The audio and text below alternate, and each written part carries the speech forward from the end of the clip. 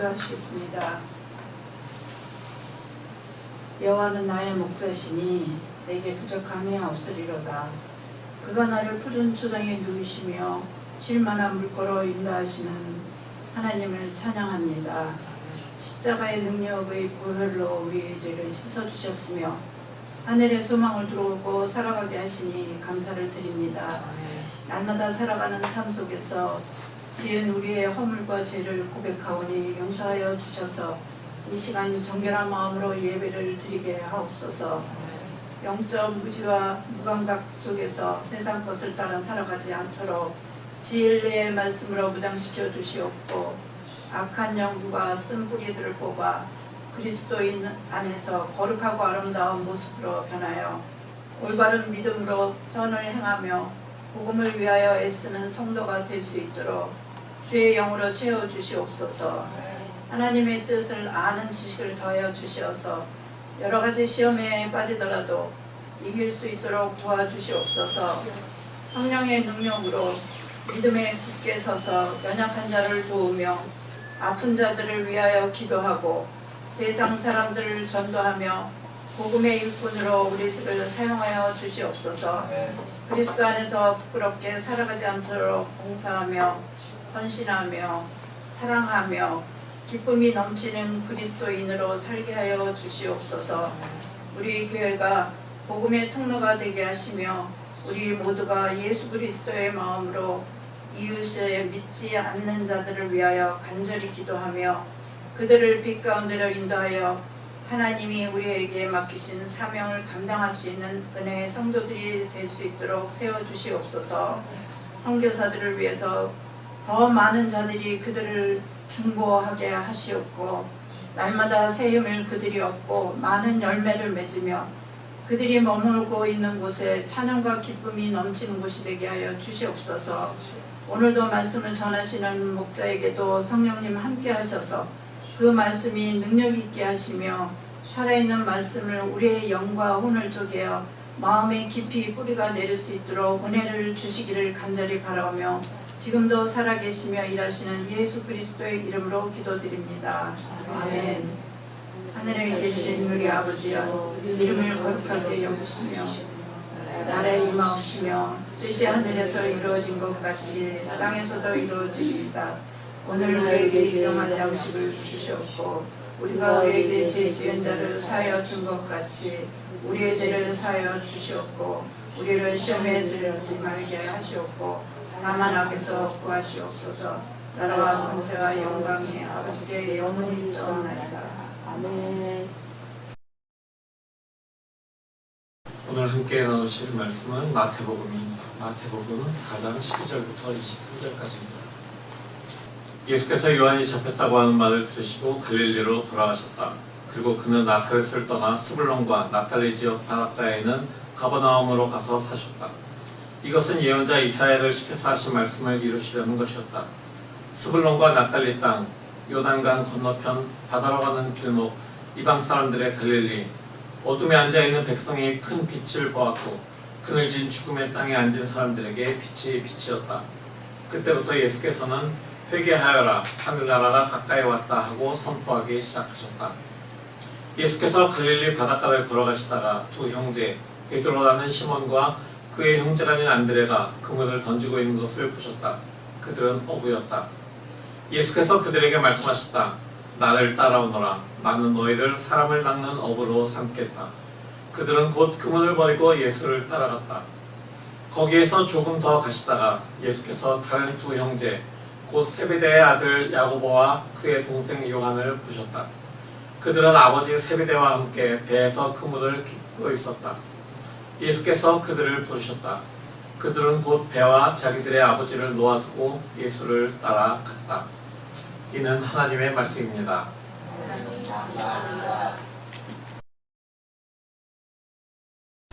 민족의 명절인 설을 맞이하여 우리 주님이 주시는 은혜와 평안이 함께 하시기를 기원합니다. 이렇게 옆에 계신 분과 인사하셨으면 좋겠습니다. 앞뒤에 계신 분, 옆에 계신 분과 당신을 통하여 주님의 생기가 내게 전해집니다. 그렇게 인사하셨습니다. 당신을 통하여 주님의 생기가 내게 전해집니다. 당신을 통하여 주님의 생기가 내게 전해집니다. 당신을 통하여 주님의 생기가 내게 전해집니다. 참 좋습니다. 주님의 생기를 나누는 그런 올 한 해, 새로운 한 해가 되시기를 기원합니다. 명절은 각지에 흩어져서 살던 혹은 한 도시에 살아도 서로 얼굴 보기 힘들었던 그런 식구들을 하나로 모아주는 그런 귀한 시간입니다. 예전의 명절은 서울에 사는 식구들이 한국에서는 한국 얘기입니다. 서울에 사는 식구들이 지방에 있는 고향으로 다 가서, 물론 서울의 고향인 분들도 있지만 대부분 지방에서 많이 올라왔던 그 시절이기 때문에 지방에 내려가서 자기의 부모와 또는 조부모, 친척들을 만나고 서로 인사를 나누는 그런 귀한 시간이 명절이었습니다. 근데 90년대에 들어서면서 그게 조금 바뀌었어요. 역귀성이라고 이름이 바뀌어가지고 시골에 계신 분들이 그렇게 많지 않아요. 대부분의 사람들이 그때는 다 서울에 올라와서 자리 잡고 있었기 때문에 시골에 계신 부모님 뭐 두 분이나 한 분 정도가 계시니까 그분들이 오히려 그냥 서울로 오셔서 내려갈 때 차도 막히니까 오히려 그냥 그분들이 서울로 와서 자신의 자녀들과 함께 지내고 그리고 명절이 끝나면 돌아가시는 이런 역귀성을 하는 그런 행태를 많이 우리가 보게 되었습니다. 요즘은 뭐라고 불러야 될지 모르겠지만 그냥 귀향도 많이 안 하고 역귀성도 많이 안 하고 그러다 보니까 각자 있는 자리에서 또 혼자 사는 1인 가구가 많아지다 보니까 그냥 서로 카톡으로 영상으로 얼굴 보고 인사하는 게 그저 명절의 한 풍습처럼 돼버린 그런 상황이 되었습니다. 명절에 식구들이 모인다 해도 각자 정해진 그 일정이 있잖아요. 오늘은 시댁에 가고 내일은 친정에 가고 뭐 이런 식으로 이야기하다 보니까 조금씩 시간을 달리해서 모일 수밖에 없는, 같은 시간에 같은 장소에 모인다라고 하는 것이 굉장히 힘들어진 그런 요즘이 되었습니다. 예수님 당시에도 유대 명절이 분명히 있었죠. 그리고 그 유대 명절에는 모든 사람들이 함께 모여서 하나님을 예배하는 그런 명절의 시간들을 보냈던 것으로 우리가 알고 있습니다. 이런 의미에서 명절이라고 하면은 사람들을 하나로 모이게 하는 그런 귀한 시간이다. 그것은 동서양을 막론하고 예전과 지금을 막론하고 모든 사람들이 모이는 그런 귀한 시간, 사랑을 나누는 시간이다라고 우리가 생각할 수 있습니다. 비록 미국 땅에서 우리가 지금 살아가고 있지만 그래도 설 명절을 맞이해서 제자 공동체에서 한 식구로 만난 우리들이 이렇게 한 자리에 모여서 떡만두 국도 먹고 이렇게 서로 안부를 다시 한번 주고받으면서 일주일 동안에 잘 지냈는지 또 한 해 동안 잘 지내라고 덕담도 해주는, 또 당신의 생기가 나에게 전해진다고 격려해 줄 수 있는 그런 귀한 시간, 귀한 새해가 되었으면 좋겠습니다. 오늘 성서일과의 복음서는 제자들을 부르시는 예수님의 모습이 기록되어져 있습니다. 세례 요한으로부터 세례를 받으신 예수께서는 하나님 나라가 가까이 왔다라고 선포하시면서 사역을 시작하셨습니다. 하루는 예수께서 갈릴리 바닷가를 걸어가시다가 시몬과 그의 형제 안드레가 그물을 던지고 있는 것을 보셨습니다. 예수께서 그들에게 이렇게 말씀하시죠. 나를 따라오너라. 나는 너희를 사람을 낚는 어부로 삼겠다. 그러자 그들은 곧 그물을 버리고 예수를 따라갑니다. 조금 더 가시다가 야고보와 요한을 보십니다. 그들은 자신의 아버지인 세베대와 함께 배에서 그물을 깃고 있었습니다. 예수께서는 그들에게도 같은 말씀을 하셨죠. 그리고 그들 두 형제는 배와 아버지를 그대로 놔두고 예수를 따라 나섰습니다. 예나 직업을 바꾼다라고 하는 것, 그것은 굉장히 많은 시간과 노력과 고민이 필요한 그런 순간입니다.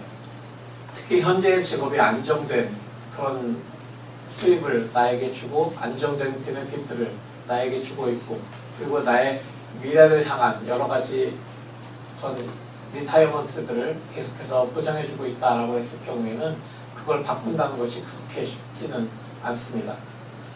물론 현재 일과 새로운 일이 동종업계에 있는 것이고 또 이렇게 하던 일이 뭐 비슷비슷하다 그러면은 쉽게 바꿀 수 있지만 그 차이가 굉장히 크다고 할 경우에는 그것을 내려놓고 다른 곳으로 옮겨가는 것이 쉬운 일은 아닙니다. 과연 내가 잘 감당할 수 있을지, 나와 식구들의 미래를 여기에 걸어도 되는 것인지 이런 것들을 다 생각해 봐야 되기 때문에 그런 것들에 대해서 계속해서 고민하고 기도하고 또 리서치하는, 그리고 또 실제로 그 시간을 보내면서 그런 것들을 좀 경험해 보는 시간들이 필요한 것입니다. 제 삶을 돌아보아도 무엇인가를 이렇게 바꾸는 그런 선택들이 종종 있었습니다. 제가 원래 전공하던 전공에서 그 사회사업학에서 사진으로 전공을 바꾸게 되었을 때도 있고, 사진을 전공하고서 시간 강수로 대학에서 학생들을 가르치다가 갑자기 예수전도단 훈련을 받겠다고 모든 걸 내려놓고 미국으로 올 때도 굉장한 그런 선택의 결단들이 필요했습니다. 그리고 그 훈련을 받다가 신학을 해야 되겠다라고 마음을 먹고 미국에서 유학을 하기로 마음을 또 지원할 때, 또 신학을 하고서 사역을 하다가 10년 동안 하다가 다른 그런 일을 하기 위해서 또 그걸 내려놓았을 때, 그리고 다시 하나님께서 부르심에 따라서 다시 사역의 길로 돌아오는 이런 모든 일련의 과정들에서 그때그때마다 많은 고민과 시간들이 필요했고 많은 그런 기도가 필요했습니다. 그러면서 제가 배우게 된 것은 특정한 자리에 특정한 직업을 가지고 있는 것이 결코 나를 자라게 하지 않는다라는 그런 것입니다. 제 성품상 저는 그냥 한 자리에 가만히 있는 게 굉장히 딱 안 맞는다라고 저는 항상 생각하고 있었어요. 근데 잘 생각해보니까 저는 실증을 잘 내는 사람이기도 하더라고요.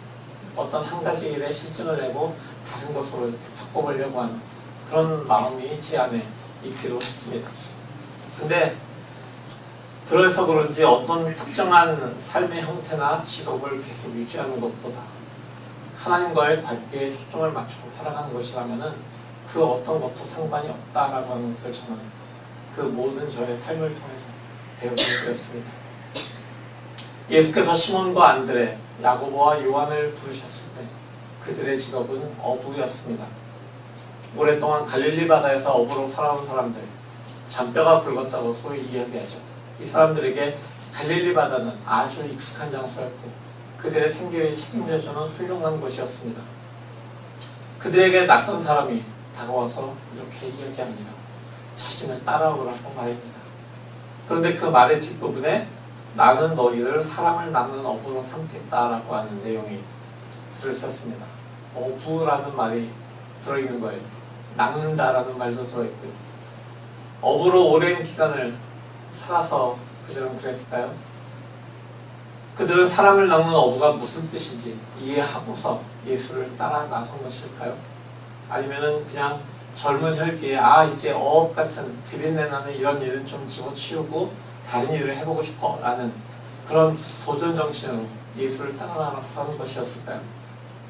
분명한 것들은 그들의 예수의 부르심을 듣고 무언가 새로운 소망이 그들 안에 생겼다라고 하는 것입니다. 그 소망이 있기 때문에 그들은 예수를 따라 나설 더 용기가 생긴 것이겠죠. 근데 예수께서 나는 너희를 사람을 낚는 어부로 삼겠다라고 말씀하신 그 뜻은 무엇일까요? 그 문장의 핵심 부분은 무엇일까요? 우리는 예수께서 제자를 부르시면서 하신 말씀에서 중요한 구절로 항상 사람을 낚는 어부라고 하는 부분에 초점을 맞춥니다.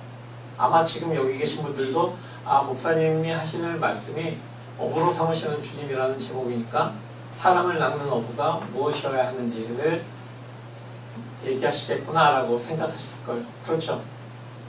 오늘 제자로 삼기, 제자가 되기 이런 것에 대해서 사람을 어떻게 전도할까 이런 것에 대해서 여러분들은 아마 설교의 내용을 예상하고 계실 것입니다. 그래서 나오는 말씀에 대한 해석들이 아주 다양하게 교회에서는 있어 왔습니다. 그 키워드들이 이 말씀을 가지고 나오는 키워드의 그 모든 것들이 전도, 선교, 제자도, 리더십 이런 것들이었습니다. 전도, 선교, 제자도, 리더십 이런 것들이 지금 이 말씀을 가지고 해석하는 사람들의 키워드였습니다. 근데 저는 오늘 이 말씀에 나오는 이 네 가지 키워드를 하나도 쓰지 않을 겁니다. 다른 방법으로 이 말씀을 좀 보고 싶어요. 물론 이런 해석들이, 이런 키워드를 가지고 설교하고 프로그램을 만들고 사람들을 길러내고 양육하고 전도하고 선교하고 하는 것들이 중요합니다. 교회 역사에 분명한 긍정적인 영향을 끼쳐왔습니다. 수많은 신학자들, 목회자들, 평신도들이 다양한 훈련 과정들을 개발하고 거기에 들어가서 많은 훈련을 통해서 사람들과 함께 이 말씀들을 가지고 이 말씀을 붙잡고 사람을 낚는 어부가 돼야지라고 살아왔습니다. 예수를 따라 나선 제자들의 마음에 생긴 소망, 그것은 아마 예수에 대한 소문을 근거로 해서 그들이 그 소망이 생겼을 것입니다. 그들은 세례 요한으로부터 예수께서 세례를 받으셨던 그 장면을 사람들로부터 들었던 것 같습니다. 저 예수라고 하는 나사렛 사람이 세례 요한에게 세례를 받을 때 하늘에서 비둘기 같은 성령이 내려와서 그의 위에 임하고 하나님의 목소리가 들렸다라고 하는 이것에 대해서 사람들은 아마 들었을 것입니다. 또한 예수께서 하나님 나라를 선포하시면서 보이신 권위에 대해서 들었을 것입니다. 그들은 분명히 메시아로, 왕으로 예수에 대해서 생각하고 있었습니다. 그러다 보니까 그 예수가 자신들에게 오셔서 사람을 낚는 어부로 삼겠다라고 그렇게 말씀하셨을 때 주저함 없이 예수를 따라 나설 수 있었을 것입니다. 예수님께서 메시아가 왕이 될 때 그때 자신들은 무언가 할 수 있을 것이다. 무언가 될 수 있을 거다라고 아마 이들은 소망을 품기 시작했을 겁니다. 그러나 제자들의 모습에서 사람을 낚는 어부의 모습이 나타난 것, 이것은 언제였을까요? 그것은 그들이 예수와 함께 예수의 지상사역을 도울 때가 아니었습니다. 예수님께서 십자가에 달려 돌아가시고 난 후에도 그들은 제자의 모습이 되지 않았습니다. 그들이 진정한 사람을 낚는 어부의 모습으로 된 것은 오순절 성령 사건이 있은 다음이었습니다. 그때 이후에도 그들의 삶의 모습들을 보면은 무엇인가 서로 주도권을 잡기 위해서 약간의 그 다툼이나 갈등들이 있었던 것도 우리는 볼 수 있습니다. 그럼 도대체 언제 이 제자들이 사람을 낚는 어부가 되었을까요? 예수께서 지상에 계실 때도, 부활하신 이후에도, 그리고 성령을 받은 이후에도 이들이 완전한 사람을 낚는 어부가 되지 않았다면 이들은 언제 사람을 낚는 어부가 되고 사람을 낚기 시작했을까요? 물론 오순절 성령 강림 사건 이후에 베드로가 일어서서 설교를 했을 때 3,000명이 주님께 돌아왔다라고 분명히 성경은 기록하고 있습니다. 그 다음에도 수많은 사람들이 주님께 돌아왔다라고 하는 것, 그리고 많은 사도들이, 특히 이방인의 사도로 부름받은 바울 사도 같은 사람들이 예수를 핍박하던 핍박자에서 예수의 복음을 전하는 전도자로 변해서 이방 사람들에게 복음을 전할 때 많은 사람들이 돌아왔습니다. 그럼 그 모든 것들이 사람을 낚는 그런 일들이 아니었을까요? 우리는 그런 것들을 보면서 사람을 낚는 게 중요해. 사람의 그 숫자가, 머리 숫자가 우리의 그 사람을 낚는 그 능력을, 제자의 그 능력을 보여주는 거지 라고 생각할 수 있습니다. 그런데 오늘 본문의 핵심은 예수께서 제자들을 부르셨다라고 하는 것에 있습니다. 우리가 항상 제자들에다가 초점을 맞추고 있죠. 그래서 제자들을 부르시고 제자들이 불림을 받은 것, 거기에 초점을 맞춥니다.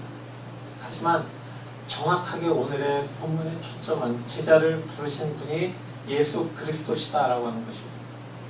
다른 분이 부른 게 아니고 예수 그리스도께서 제자들을 부르셨다라고 하는 것, 바로 그것이 중요합니다. 당연히 성경의 기록에서 주인공이 주님이시기 때문에, 예수님이시기 때문에 우리는 예수님을 빼놓고 그 나머지 사실들에다가 초점을 맞출 수도 있습니다.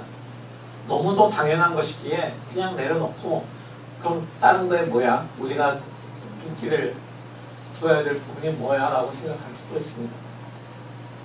하지만 분명히 제자들을 향한 예수의 부르심, 그 부르심의 주체가 예수님 자신이십니다.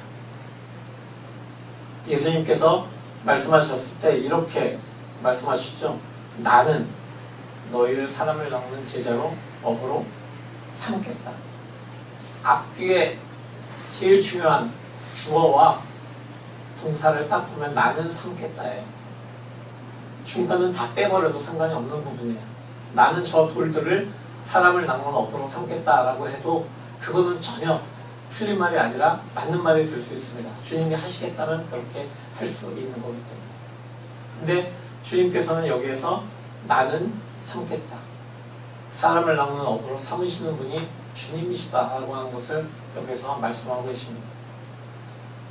마태복음 4장의 시작인 광야에서 시험 받으신 이야기, 예수님의 선포, 세례 요한의 그 이야기, 그 다음에 그 세례 요한이 잡혔다고 하는 이야기를 예수께서 들으시는 것, 이사야의 예언, 제자들을 부르시는 것, 이 모든 것의 중심이 바로 예수 그리스도시다라고 하는 것입니다.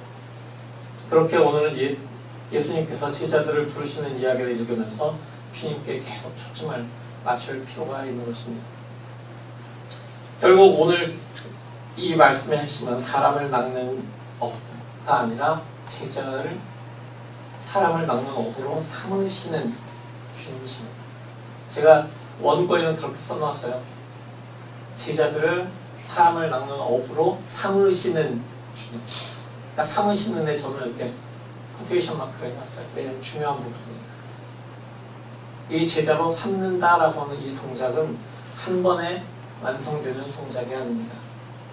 조금 전에도 제가 설명을 했던 것처럼 사람을 낚는 어부로 삼으시는 것, 이것은 이 예수님의 부르심 한 번으로 단번에 완성된 것이 아닙니다. 이 그리스어 문법에서 아우리스트라고 하는 그 동사의 동작이 있고요. 그 다음에 불완전 진행이라고 하는 그런 텐스가 있어요. 그런 이제 문법이 있는데 이 동작은 불완전 진행형이에요. 그러니까 계속해서 진행되고 있는 것입니다.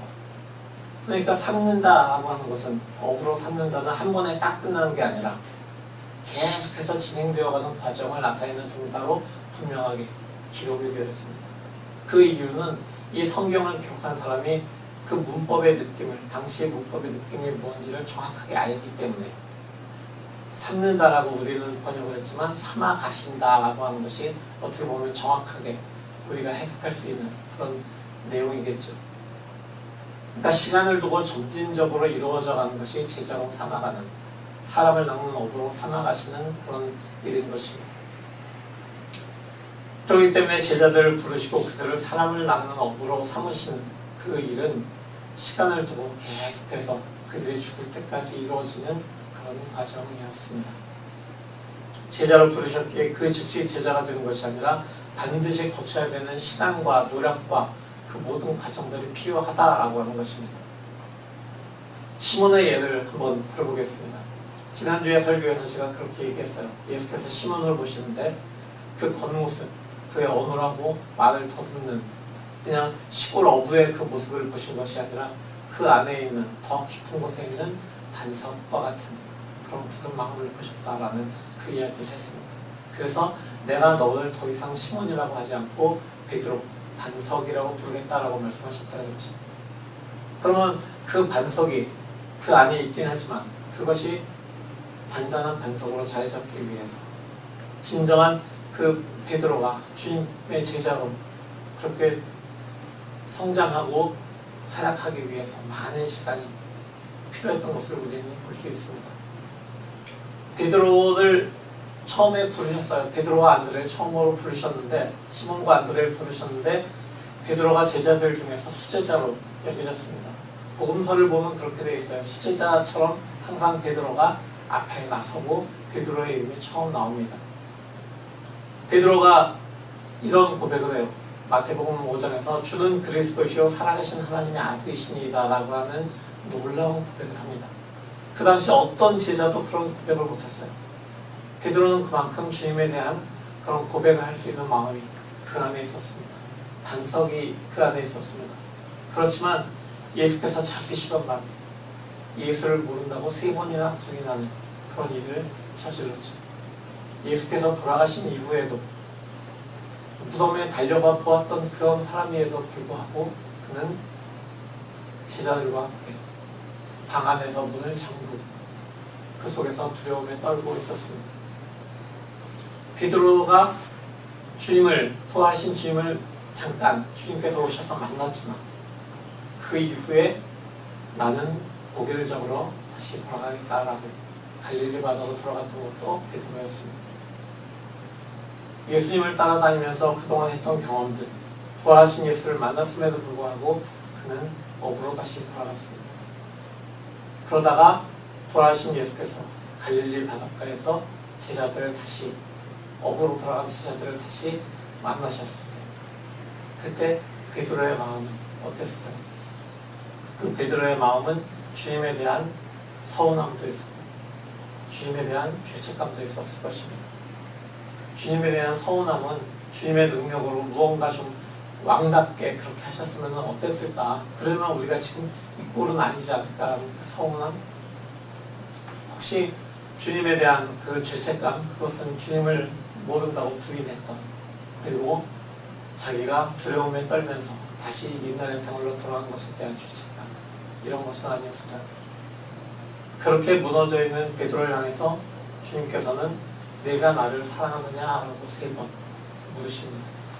그리고 그 물으심을 통해서 무너져 있던 베드로의 마음을 다시 회복시키시고 다시 그를 실패의 경험에서 주님의 참 제자로 사람을 낚는 업으로 살아갈 수 있는 길로 다시 부르신 것입니다. 베드로는 인간의 의의와 예수께서 보이신 십자가의 의의가 그 사건을 통해서 완전히 반대다라고 하는 것을 그는 깨닫게 되었습니다. 이 변화를 겪던 베드로는 오순절 성령 강림 사건 이후에 많은 사람들에게 앞에서 담대하게 복음을 전하는 그런 제자로 살아가기 시작합니다. 사람을 낚는 어부의 그 일들이 이루어지기 시작하고 그의 삶이 사람을 낚는 어부로 삼아지는 그런 과정들을 계속해서 걷게 된 것입니다. 이 모든 과정을 통해서 예수께서는 시몬이라고 하는 한 사람의 어부를 베드로라고 불리우는 주님의 사람을 낚는 어부로 삼으신 것입니다.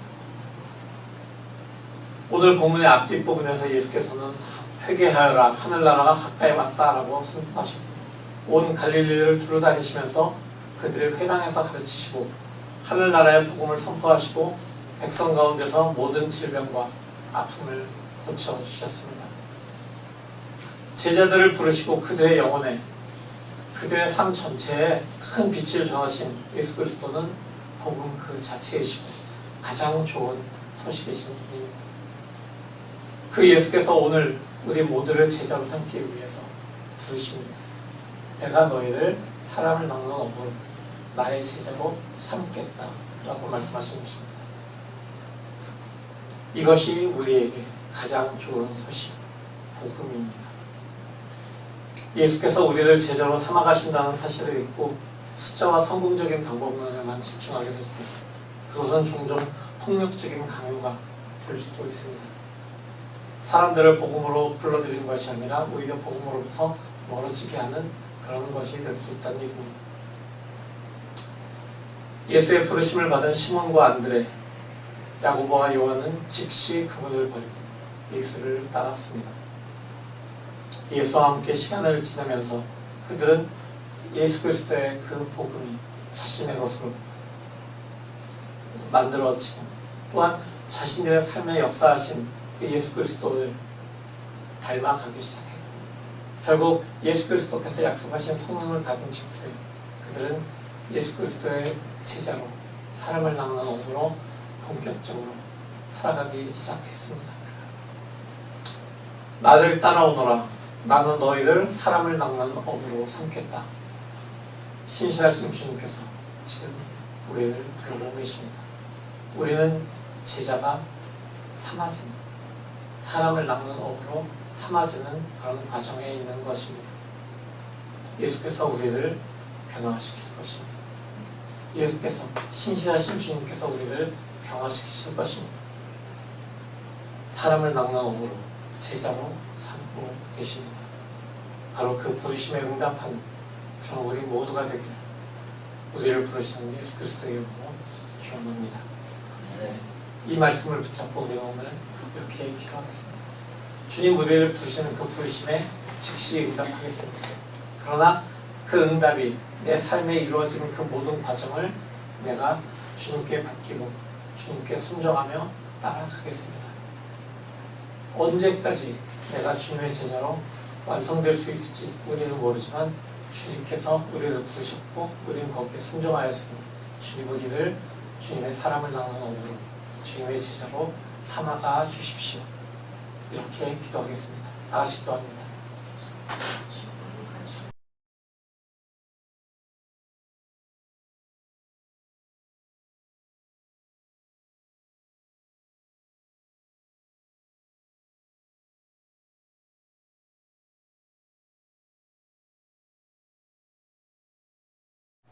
성도 여러분, 우리를 부르시는 주님의 음성을 들으십시오.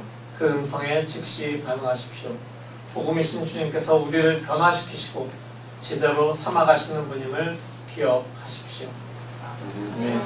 우리를 부르신 주님께서 십자가의 능력으로 우리의 모든 것을 변화시키시고 주님의 부르심에 반응할 수 있게 하시니 감사드립니다. 내 삶을 주께 드리니 성령의 능력으로 변화시켜 주십시오. 아멘. 이제는 우리 주 예수 그리스도의 무한하신 은혜와 아버지 하나님의 지극하신 사랑하심과 성령의 내주하시며 감화 감동하시고 역사하시며 이제 주님의 제자로 삼아져가는 그 모든 길을 계속 걸어가기로 결단한 모든 주님의 사랑하는 성도들의 머리 위에 그들의 가정과 학업과 모든 하느님을 위해 영원토록 함께 하시옵기를 간절히 축원합니다. 아멘.